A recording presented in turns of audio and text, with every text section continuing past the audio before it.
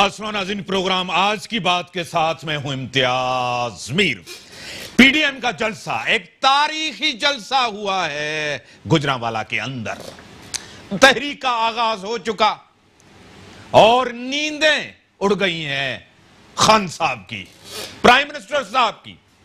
محترم جناب بلاول بھٹو زرداری صاحب نے مہنگائی، بے روزگاری ملک کے اندر حکومت نے جو دعوے وعدے کیے تھے کوئی ایک بھی پورا نہیں کیا۔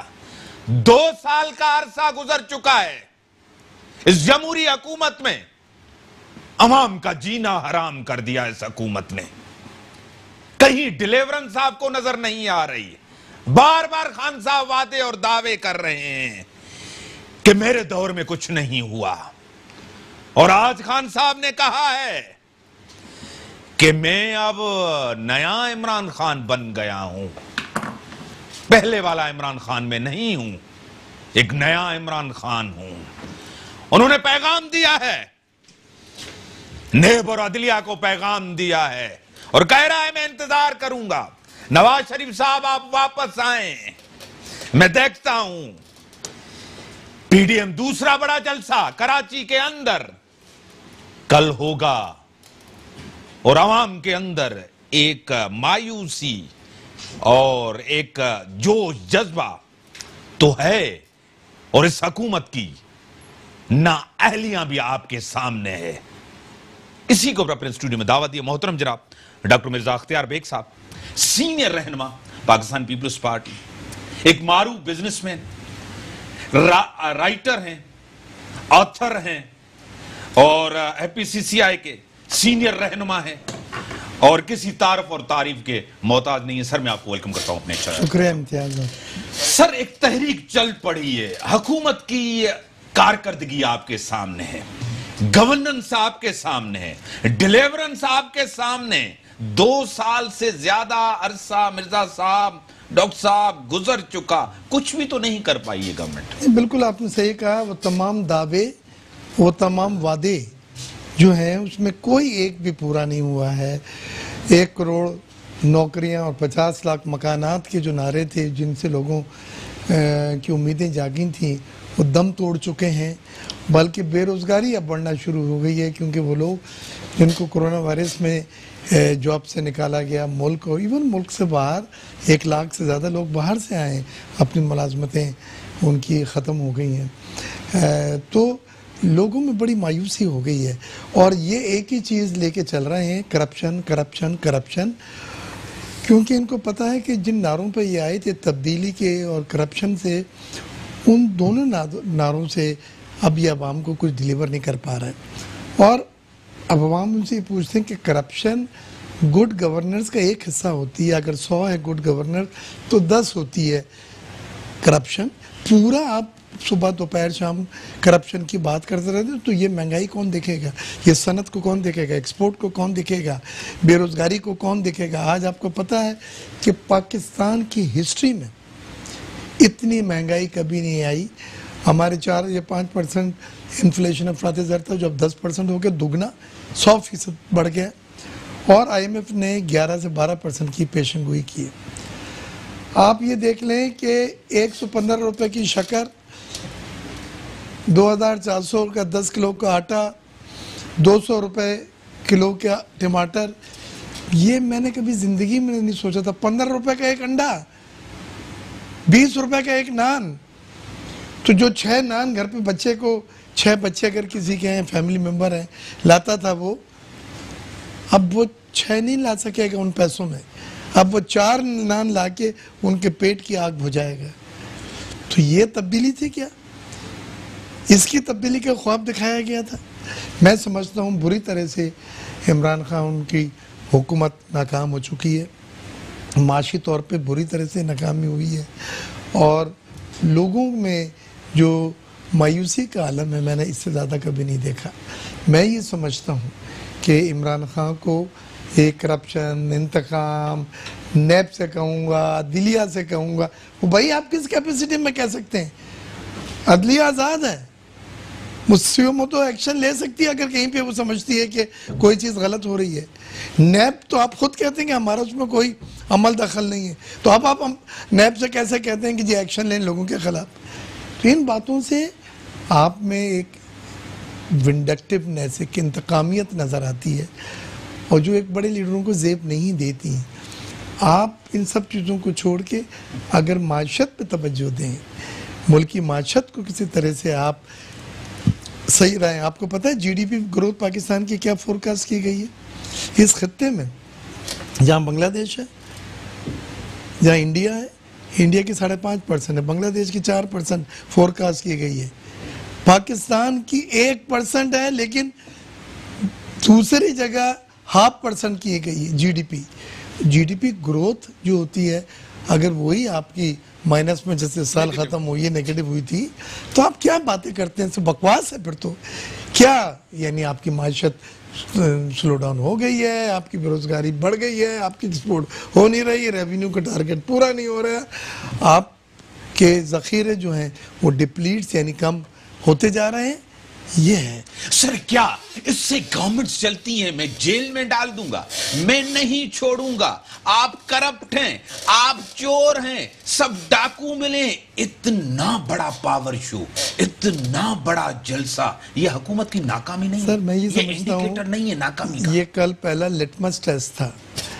हम लोग लेबोरेटरी में जब पढ़ते थे तो लिटमस टेस्ट करते थे कि ये एसिड है या बेसिक है। तो कल लिटमस टेस्ट में अपोजिशन पास हो गई है, उन्होंने कामयाब जलसा करा और तमाम अपोजिशन पार्टी जमा थी, लेकिन कोई इख्तलाफ देखने में नहीं आया, कोई झगड़ा, कोई लड़ाई, कोई डिफरेंस ऑफ इश्यूज़ नहीं आया, और सब ने अपने अपने वर्कर्स को बुला के अपना शो ऑफ पावर दिखा के एक कामयाब जलसा करा। 1:30 बजे तक लोग वहाँ पे मौजूद थे, और उस जलसे की जो फुटिंग है आज उस पर तबसरे सुबह से हो रहे हैं टीवी में, और मैंने भी कुछ देखे, सब उसको कह रहे हैं कि उसको एक कामयाब जलसा। सर आपकी पार्टी का मिनिस्टर है मेरे साथ, नवाब तैमूर तालपुर साहब, सूबाई वजीर हैं, बड़े वोकल हैं, खुल के बात करते हैं। 18 अक्टूबर के हवाले से एक बड़ा जलसा होने जा रहा है। नवाब साहब मैं आपको वेलकम करता हूं।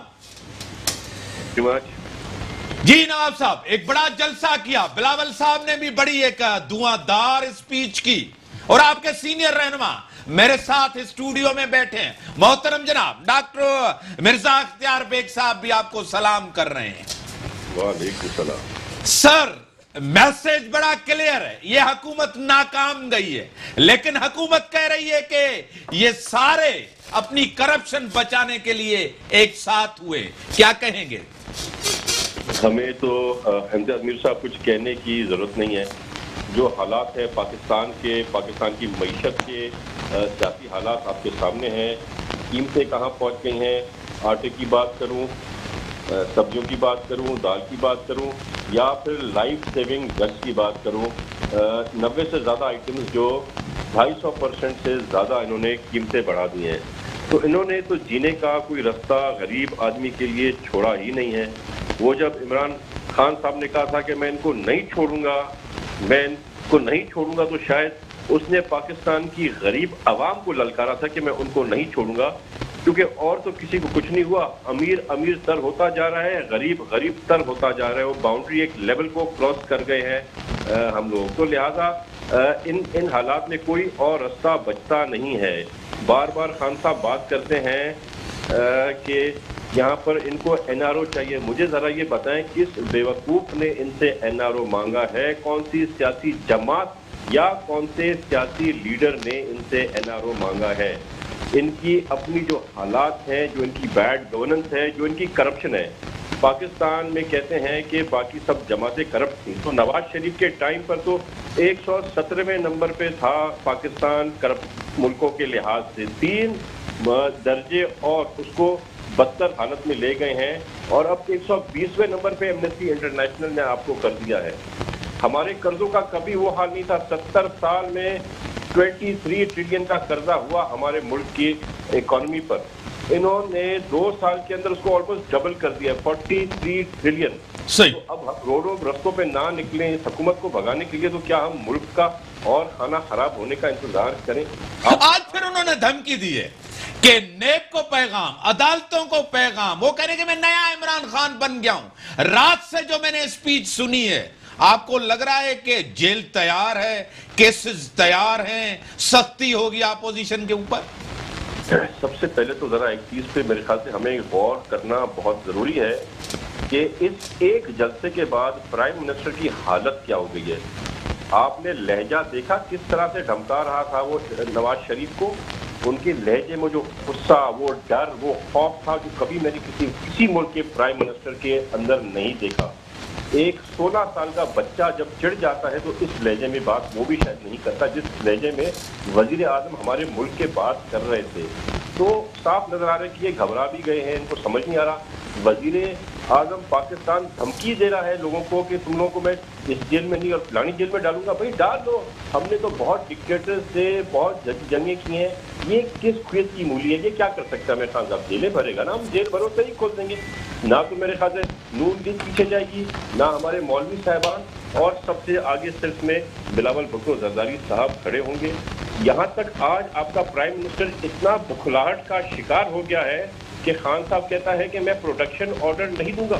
پروٹیکشن آرڈر دینا کیا وزیر اعظم کا کام ہے یا پھر speaker of the national assembly کا؟ اسپیکر کا کام۔ تو بکھلاہٹ میں اب یہ غلطیاں کر رہے ہیں، غلطی پہ غلطیاں کریں اور اپنی غلطیوں سے ہی انشاءاللہ صحیح حکومت سمجھنے جاتے ہیں۔ صحیح، بڑی مہربانی منسٹر صاحب، آپ کی بڑی مہربانی۔ ناظرین بریک کا ٹائم ہوا، بریک کے بعد محترم جناب ڈاکٹر مرزا اختیار بیگ صاحب میرے ساتھ اسٹوڈیو میں ساتھ۔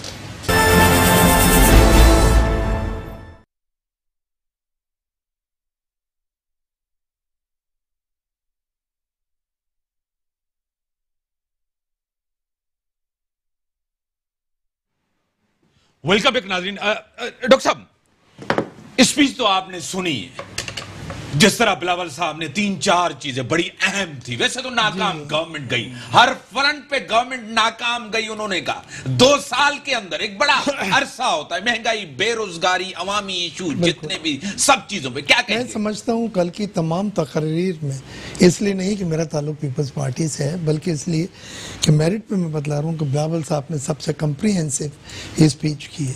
انہوں نے دنیا کی سیاست کی بات کی، پھر ریجن کی سیاست کی بات کی، پھر انڈیا کے بارے میں بات کی، پھر انہوں نے معیشت کے بارے میں، غربت کے بارے میں، مہنگائی کے بارے میں، صنعت کے بارے میں، بے روزگاری کے بارے میں، NFC ایوارڈ کے بارے میں۔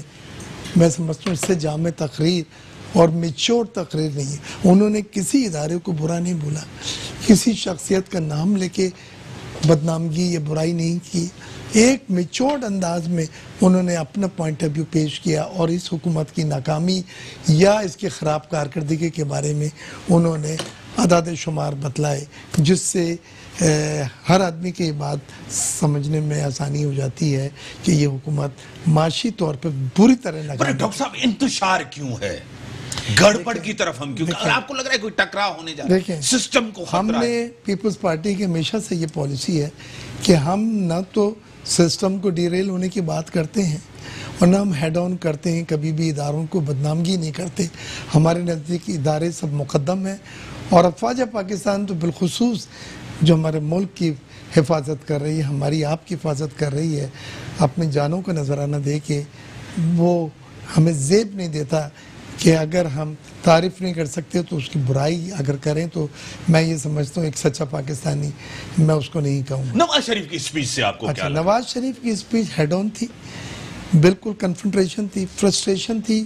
اس میں انہوں نے اداروں کو نہ صرف نام لے کے اور افواج پاکستان کے جو سربراہ ہیں ان کا نام لے کے، یہ آج تک کسی سربراہ نے یا آؤٹ گوئنگ جانے والے یا آنے والے نے کبھی آج تک اس طرح سے نہیں کہا۔ تو یہ فرسٹریشن جب اس لیول پہ پہنچ جائے کہ آپ ہر طرح کے نارمز کو توڑ دیں اور تقریر میں آپ اپنے ملک کے سربراہانوں کو، آپ اپنے ملک کے افواج پاکستان کے جو کمانڈر ہیں ان کو آپ برے نام سے پکاریں اور لوگوں کو مس گائیڈ کریں وہاں پہ اور لوگ کو بدگمانی پیدا کریں، میں سمجھتا ہوں یہ ہمیں تو پی ڈی ایم کی تحریک نواز شریف کیا بیانیہ کا بوجھ اٹھا پائے گی سر؟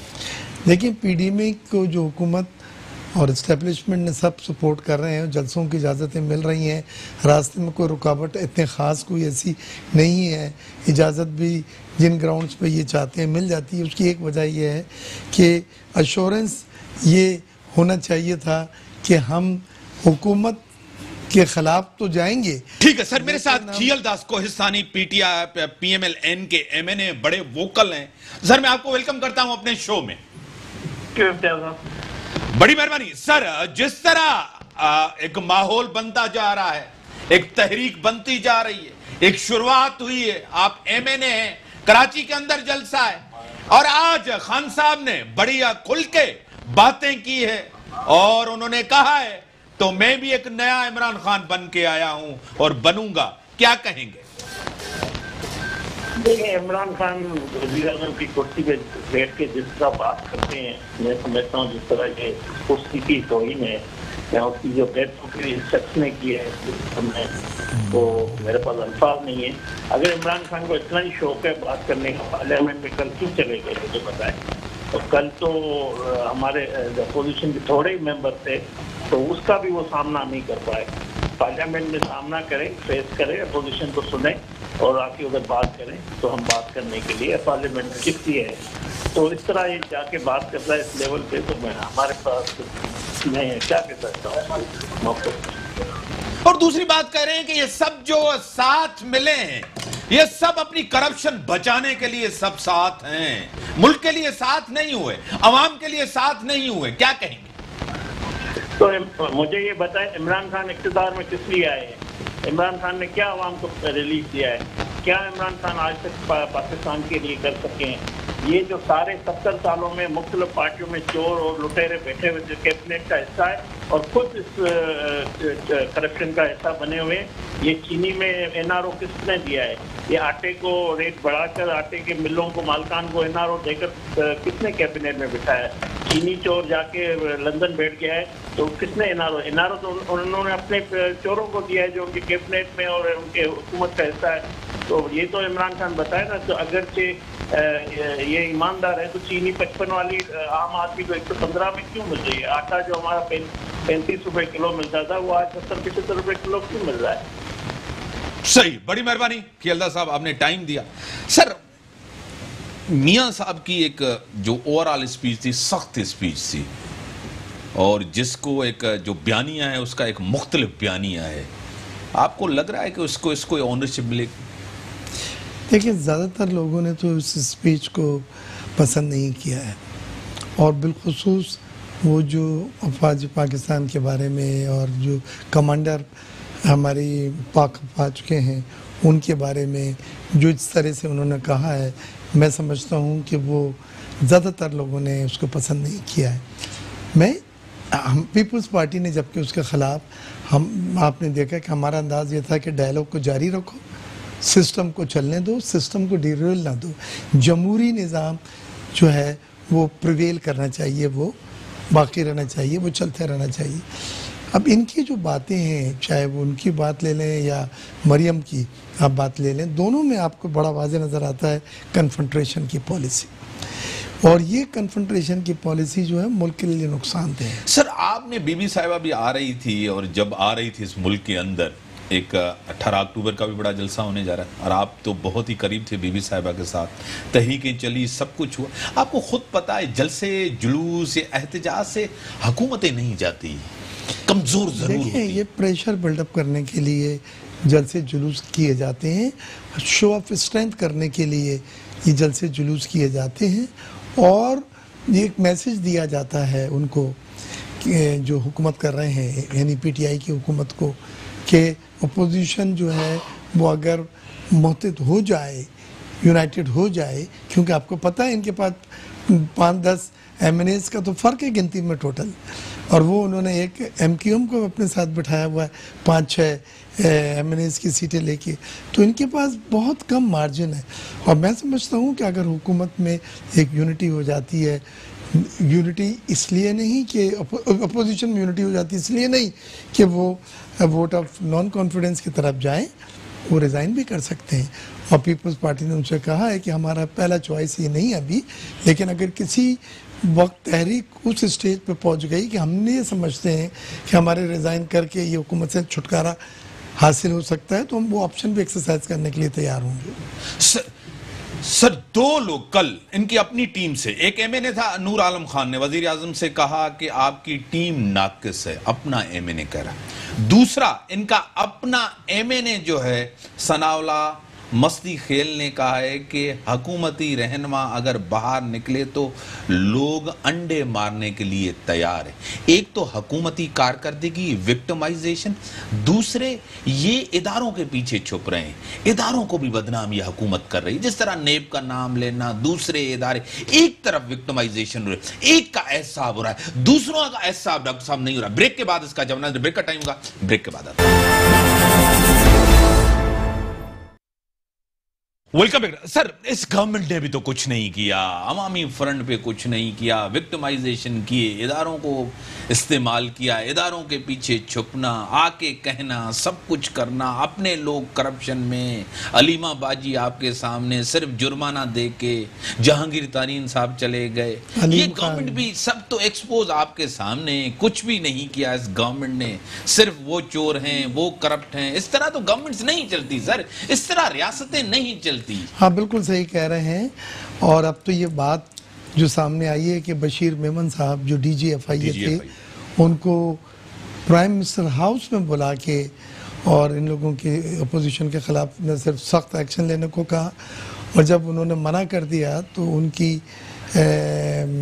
نہ صرف ٹرانسفر کیے گئے بلکہ ان کے ڈیوز بھی روک لیے گئے، پینشن وغیرہ جو جذباتی ہو گئے.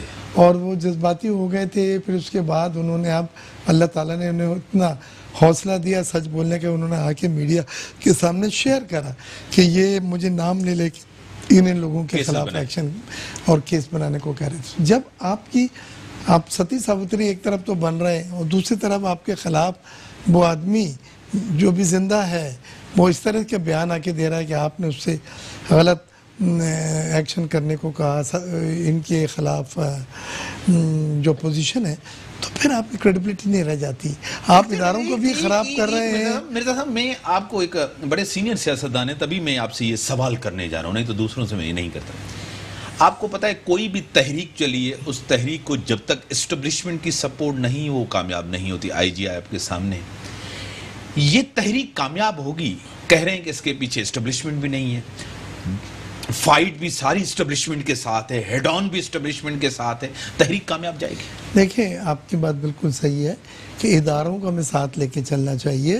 وہ ادارے حکومتی کارکردگی کے اوپر آپ کے ساتھ یقیناً ہیں، انہیں بھی احساس ہے کہ مہنگائی میں اضافہ ہوا ہے، انہیں بھی احساس ہے کہ اشیاء خورد و نوش میں مافیا نے اربوں روپے بنائے ہیں اور ملک کے باہر چلے گئے ہیں. انہیں بھی احساس ہے کہ یہاں پہ ڈیمانڈ سپلائی ایڈمنسٹریٹو میجرز کوئی ایسا حکومتی سطح کے اوپر میکنزم نہیں ہے جو مہنگائی پہ کنٹرول یہ کر سکیں، تو وہ آپ کے ساتھ ہیں. لیکن جب آپ ان اداروں کو ہی لپیٹ میں لے لیں گے اور برا بھلا کہیں گے اور بدنام کریں گے اور ان اداروں کو سربراہان کو آپ برا بھلا کہیں گے اور ان کا بارے میں نام لے کے آپ اس طرح سے برا بھلا کہیں گے، تو میں نہیں سمجھتا وہ ادارے آپ کے ساتھ ہوں گے. اور اس طرح یہ ایک اپوزٹ ڈائریکشن پھر ہوا آپ کو فیس کرنی پڑے گی، یعنی ہوا کا رخ دوسری جانب پھر ہوگا ان اداروں کی طرف سے، اسٹیبلشمنٹ کی طرف سے جن کے خلاف آپ ان جلسوں میں باتیں کر رہے ہیں. میں نہیں سمجھتا یہ حکمت عملی. آپ دیکھیں پیپلز پارٹی کو ایک ینگ لیڈر ہے، اس نے کتنے میچور طریقے سے اب تک کل کا بھی جلسہ ہونے جا رہا ہے، ہم سب وہاں ہوں گے، اور گجرانوالہ کا بھی آپ نے دیکھا. میں سمجھتا ہوں جو میچورڈ اس کی اسپیچ تھی، اتنی بڑی سخت اسپیچ، اتنی بڑی طاقتور speech, anti establishment speech Peoples Party Sindh کے اندر کراچی کے میدان پہ برداشت کر سکے گی؟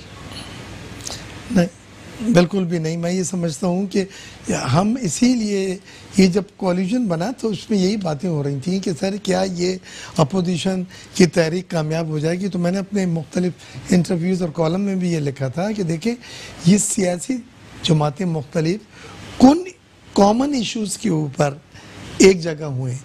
لیکن ان کی باقی حکمت عملی علیحدہ علیحدہ ہے، اور وہ حکمت عملی آپ کو واضح نظر آ گئی کہ ہم نے اداروں کو برا نہیں بولا، ہم نے بڑی مہربانی سر، آپ کے چیئرمین بھی آ رہے ہیں لائیو، اور آپ کی بڑی مہربانی، آپ نے ٹائم دیا، اور دیکھتے ہیں 18 اکتوبر کا کس طرح جلسہ ہوتا ہے. آپ کی بڑی مہربانی. اسی کے ساتھ دیجیے اجازت. اللہ حافظ.